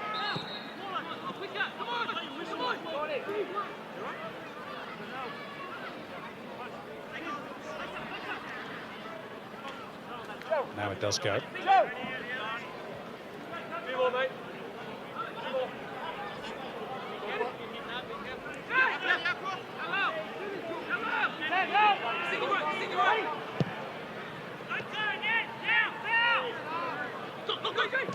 Dug out by Miller. Good scrapping by Katrumbis as well. And gets the decision, much to the annoyance of the home supporters.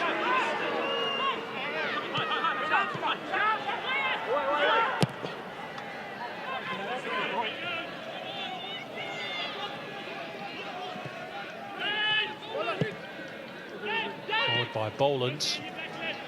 Heavy off the chest of Bogard, but he's going to get the better here, you fancy, of Blackwood. And Blackwood felt he was being impeded.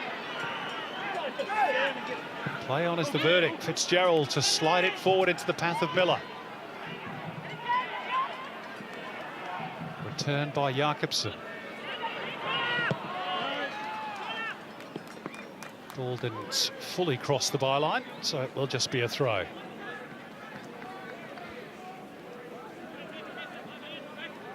He's weaved his magic, hasn't he, Carl Robinson?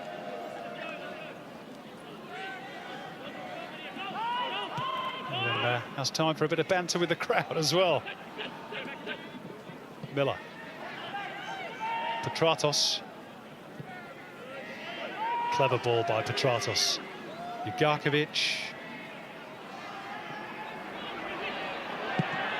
Sometimes you'd like to see Steven Ugarkovic take on those opportunities. Yeah, he's capable. We see him on occasion score some real terrific goals from outside the box. Doesn't really do it often enough. No, and I think he's been excellent today. Scored a cracking header for Carl Robinson's team, though, to be fair. And he's just one of those players that you know what you're going to get week in, week out. That's why he plays week in, week out. But you're right, he at times could be a little bit more unselfish.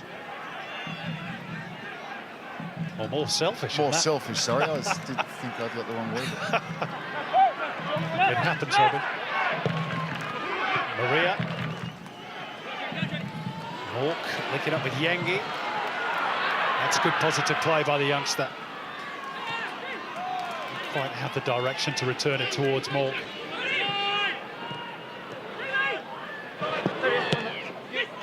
At the very least, Yangi and Toure have given them a little bit more energy going forward.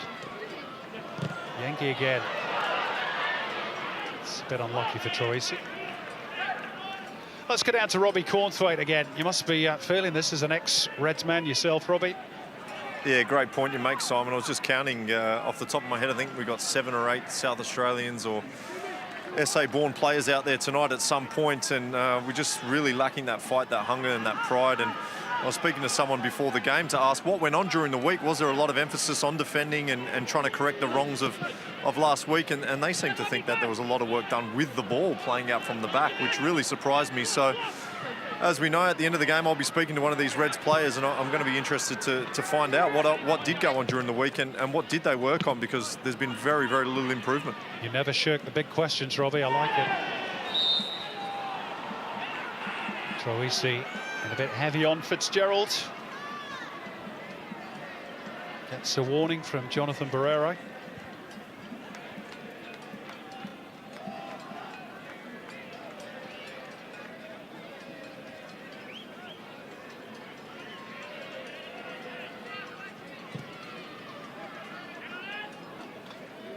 Miller, good win in the air. Steered out by Jakobsen. Yeah, sorry, talk about someone who's been excellent. This guy, all game. He's been absolutely terrific down this right-hand side. Been involved in 10 goals total this season for the Newcastle Jets. He scored 4 of them. Here's Fitzgerald. Jakobsen just about preventing the corner.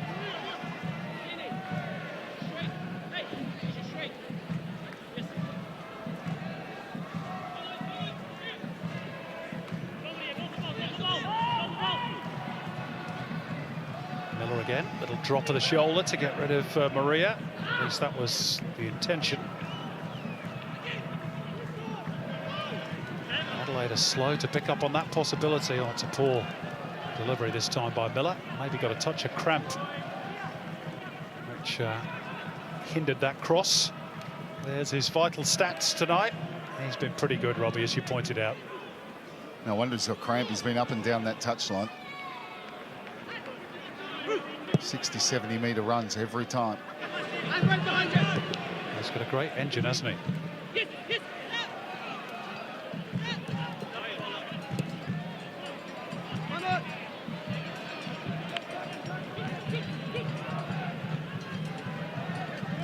Reds find any consolation in these closing minutes. Another hugely disappointing night at the office for them. Started off quite brightly, first quarter of an hour.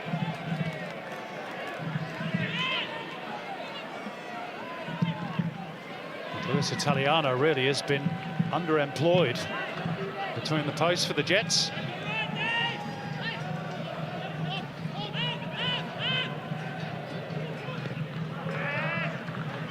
It's dictating in there. 1 and 2 touch from him. It's good football by the Jets. Petratos. Miller lets it run. Fitzgerald deflected corner. Nicky Fitzgerald without an A-League goal in almost 2 years.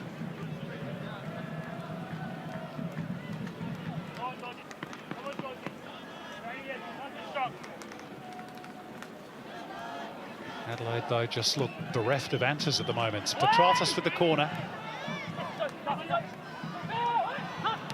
Help back towards a goal by Topper Stanley.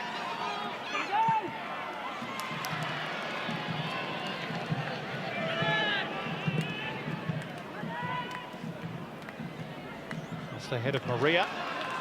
Now a chance for Mohamed Toure perhaps to run. Seen off by Ugarkovic. Couldn't quite wrap his boot around the back pass, so it will be a Reds corner as we move into the last 10 minutes at Coopers.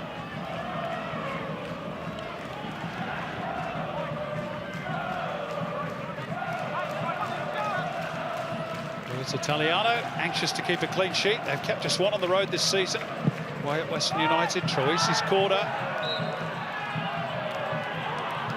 And Jonathan Barrero spots an infringement. Yangi looking rather crestfallen by that decision.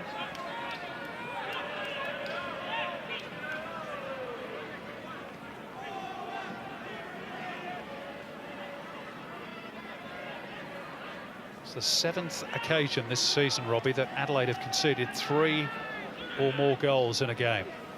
Sort of tells its own story, that stat, doesn't it? Well, it's extraordinary when you're not doing, you concede 5 and you've got that stat as well, and you're not working on defensively during the week, yeah. So. Stay tuned for Robbie Cornthwaite's interview afterwards. He'll be asking that very question, I fancy. Here's Ugarkovic. Ledley.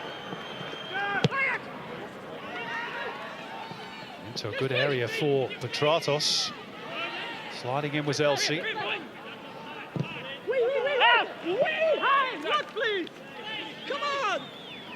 Boland angry, didn't get the verdict from the assistant referee.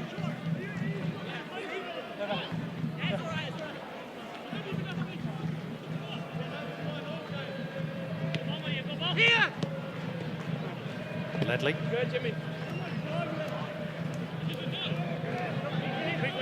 Let's go, eh? Probably still short of match fitness, Joe Ledley. Not played an awful lot of football last few months, but there's no doubting his pedigree.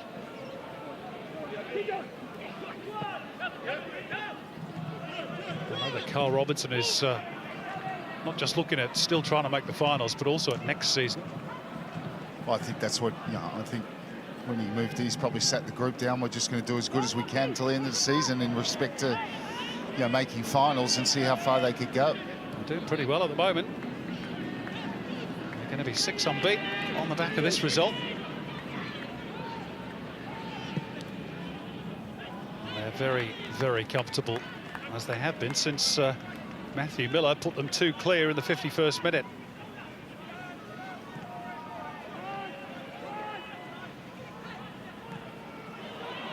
Careless by Maria. It's Matthew Miller, who could have had a hat-trick tonight. Squares it up, looking for Fitzgerald. Adelaide did have numbers back on that occasion. Carl Robinson likes what he's seeing. There's a real hunger about his team. Even without the ball. 2 players have stood out for me in his performance, and one's the one you just saw there, Ugarkovic, and the other one's Miller. And that's not to say that the other players haven't been very, very good as well. I just think those 2 have been absolutely outstanding.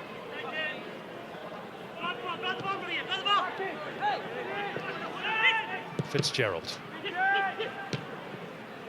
What is the answer, Robbie, for Hercham Babaik, apart from work on the defensive side of things, because his team just looks bereft of confidence, doesn't it? For me, it looks like a team that's not going to make the 6. They're on a downward trend. There's little coming from the bench in information, and the players look beaten. Yeah, glum faces around Coopers. Hercham Babaik, who's normally pretty proactive on the sidelines, and quite passive this afternoon. Well, he might be passive, but he looks angry. That's true.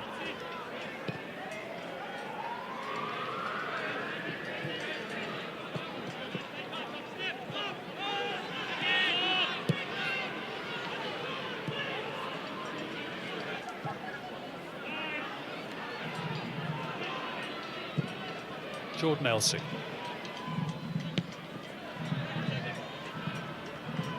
Touch a little bit too heavy off Maria. Intervention by Michael Jakobsen. Reset through Troisi. Cassini Yengi.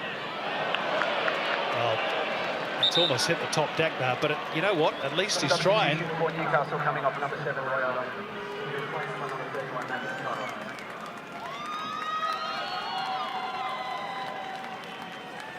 Third and final change for the Newcastle Jets, and Roy O'Donovan, who got the ball rolling in the first half with the opening goal, is replaced by Maki Petratos.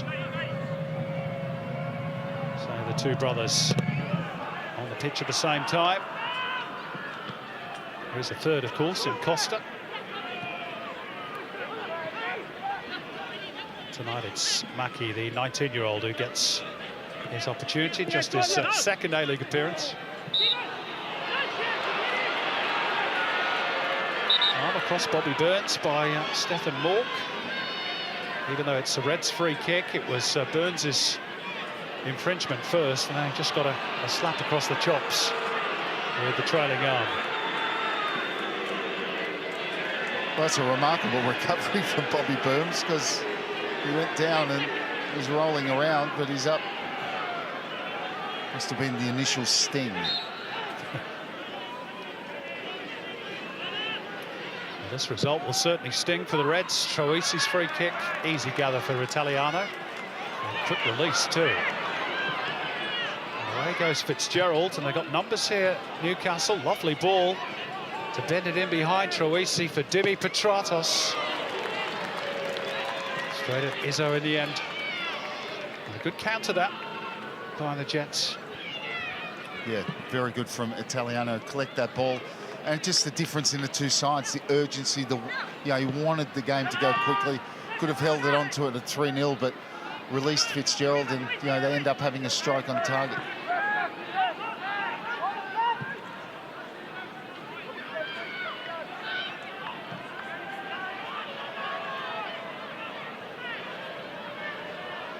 Goal kick.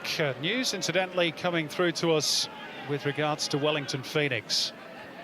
We've had confirmation that they will indeed travel to Australia on Tuesday, after which, of course, they will have to self-isolate. So whether Wednesday's game against Sydney goes ahead at Jubilee Stadium, that's going to be in huge doubt. Here's a chance for Blackwood, perhaps, to reduce the deficit. Not quite. So Wellington will arrive in Australia on Tuesday. Melbourne victory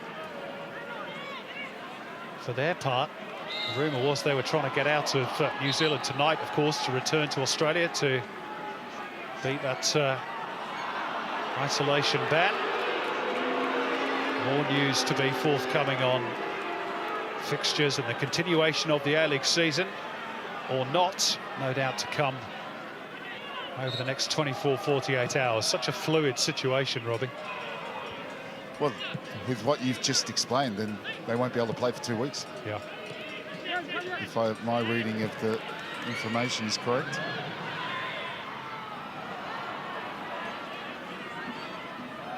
Burns with a bit of an air swing at the ball. It's going to be a Reds throw.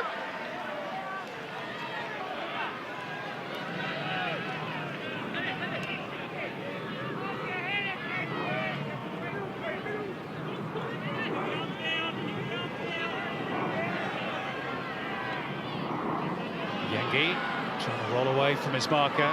Wouldn't quite sit for Troisi. Bogart to drive forward. Broken up by the Reds. Blackwoods, Troisi.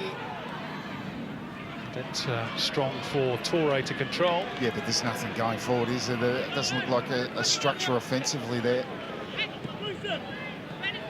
Bogart had come out, got dispossessed, so there was a hole at the back there to be exploited, but Adelaide looked like they could play for 3 days and not score.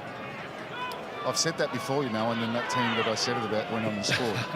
Well, they've only failed to score in one game so far this season, Adelaide. That was in the 3-0 loss away to Perth. And to their credit, they're still trying. It's been a bad night for them, but still trying to reduce the deficit. Not with balls like that, they won't.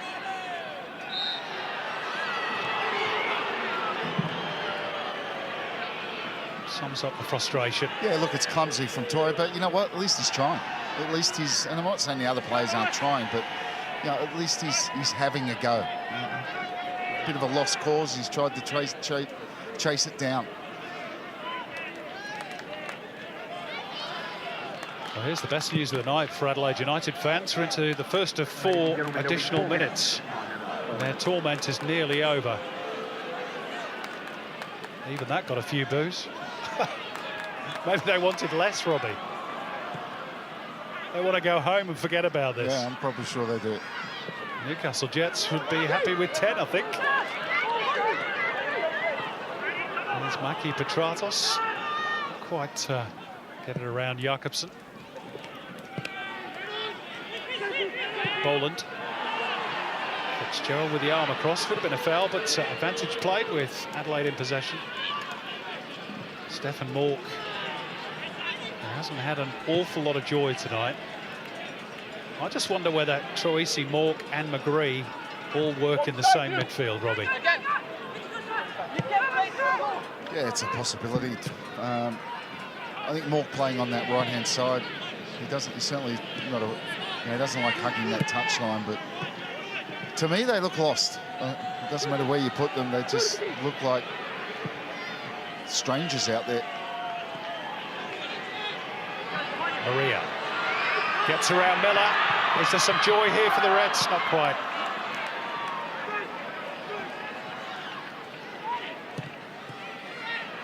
Mohamed Toure. Blackwood encouraged to shoot by the home faithful. Newcastle standing firm. Now looking to launch a counter. Fitzgerald wanted to do it all on his own. Found Jordan Elsey in the road. It's all a bit narrow for the Reds. Well, I just told you, they look like they don't know where to run. Nothing ball from Mork.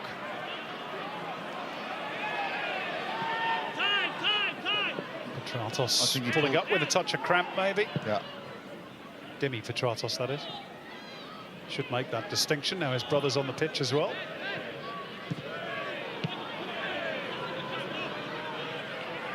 Ironic cheers from the home fans as they keep the ball for 2 or 3 passes. Didn't last too long, did it?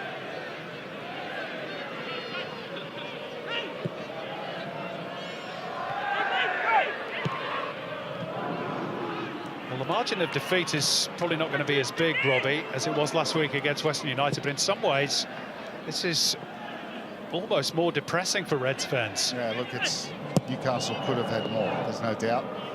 But it's the lack of direction seemingly taken hold of this Adelaide side that at times this season have looked really good, but the second half has been a non-performance, really.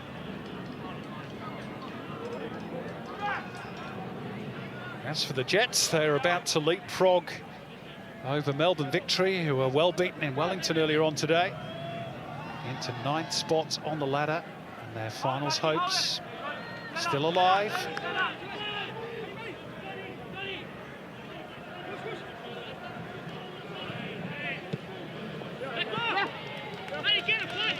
They have a game in hand on the Reds as well.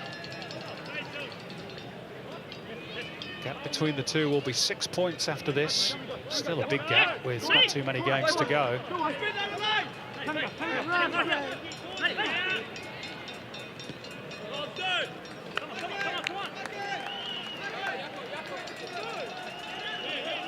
They've done their job terrifically well tonight. Very professional display by Carl Robinson's team.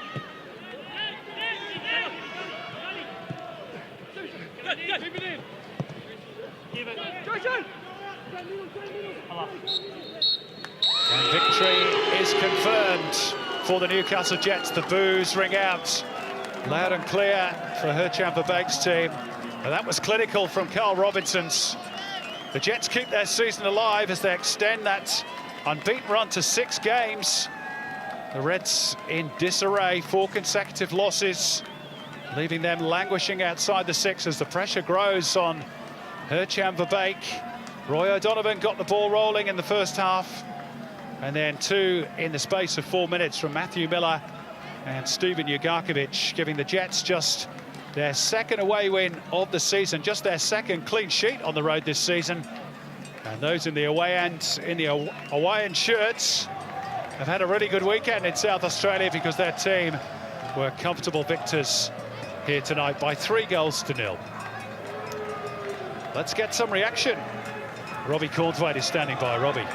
Thank you, Simon. Well, this man right here, Roy, you said 2 weeks ago that every game was a grand final. That's 2 grand final wins in a row now. Yeah, look, we're giving ourselves a glimmer of hope, and that's all it is. We've got some big games to come, hopefully. Yeah, I thought we played well tonight. We were good value. We tested Adelaide and we took our chances when they came along. There's a lot of belief now in the side. Is that purely down to a good run of results, or is there something that the managers sort of instilled in the side? It's a little bit of everything. It's a little bit of getting back to basics for us. It's a little bit of the new manager coming in. It's hard work. And as you said, look, results breeds confidence, and we're on a bit of a run at the moment, and we're looking good. With everything that's going on in the world, how difficult was it to prepare for a game like tonight? Look, it's hard, I suppose. Everybody's worried about their families and all that, but I suppose, look, it's the people in Europe that are really struggling, but you know, football is secondary when people's health is at stake, so we have to you know, do what we're told. If the games are off or the games are behind closed doors, that's the way it has to be, you know. Roy, well done, all the best. Cheers, Connie, thank you. I'm joined by James Troisi. James, just over